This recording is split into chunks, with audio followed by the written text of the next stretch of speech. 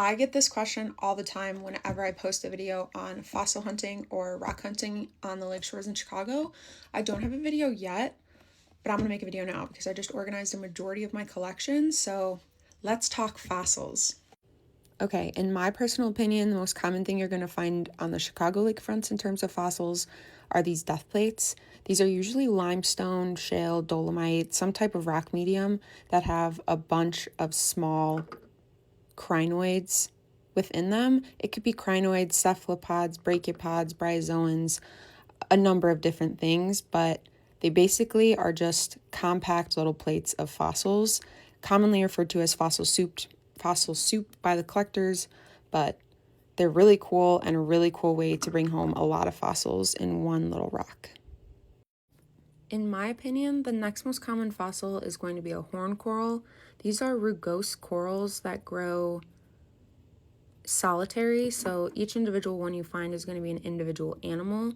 They range in sizes from quite large, with that awesome cone shape, to quite small and dainty. You can also find them pyretized, which is really cool. But these are what the horn corals look like. Next up, in my opinion, are Charlevoix stones, also known as Favosites or the honeycomb fossil, because they look like little honeycombs. These fossils are usually found on the east side of the lake, but I have had pretty good luck finding them on the west side of the lake in Chicago. When you get them wet, that's where all the water comes from in the background of these, but when you get them wet, you can really see all of that insane detail. Like, I don't know, these ones are so pretty to me. As you can see, they come in all different colors, shapes, and sizes, but that indistinguishable honeycomb pattern is how you're going to be able to identify these. Next up, I'm going to say are the Halycites or the chain corals, aptly named because they create little tiny chains, and if you get super close, they look like DNA. Insane. Some of the detail on these are absolutely incredible. This one actually took me so long to figure out what it was because it doesn't have much chain to it until you flip it this way. And there's that little tiny chain there that told me that was what the inside of a chain coral looks like. When I was talking about the death plates, I probably should have brought up, you can find individual crinoids as well. They don't have to be in a death plate. These aren't, I'm not going to say they're more rare, but they're harder to find because you have to spend a lot of time looking for these individual ones. But you can also find these articulated sections of them, which are basically just a bunch of little columns that stayed together when the organism died. The next most common thing you can find in Chicago are brachiopods. Majority of the time when I'm finding these, they're just the trace fossils, so they're where a shell once was and it eroded out or fell out.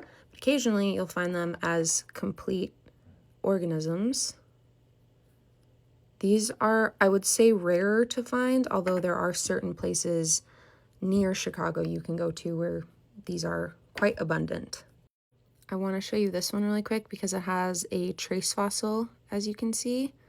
And you flip it over, and there's still one in the chamber. I was thinking about dremeling that out at some point, but it's going to live there for now. I don't know if the amount of fossils here tells you how rare these are. I don't want to speak for their rarity, but I only have 3, and I've been fossil collecting for quite some time. These are Oregon pipe coral, or Syringipora.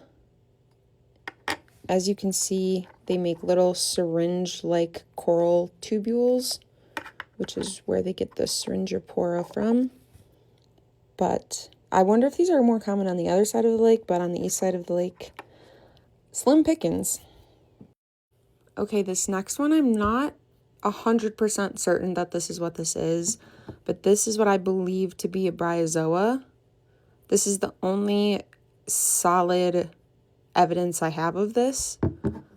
This one looks similar, so I thought maybe, but I'm not entirely convinced. But this is what I believe to be a bryozoa.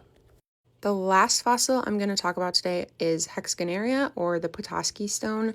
It gets the name hexagonaria because it makes these beautiful little hexagons, the polyps. This one's kind of worn, but over here you can kind of see the little lines that separate the polyps in this colonial coral.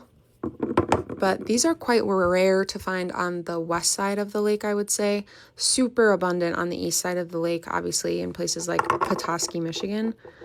This one has a little bit of pyritization going on, which is really cool, but the closer you look, the more you can see that distinguishable hexagon pattern in the polyps. These are all really rough because, again, very slim pickings on the west side of the lake, but I thought these were cool, so these came home with me.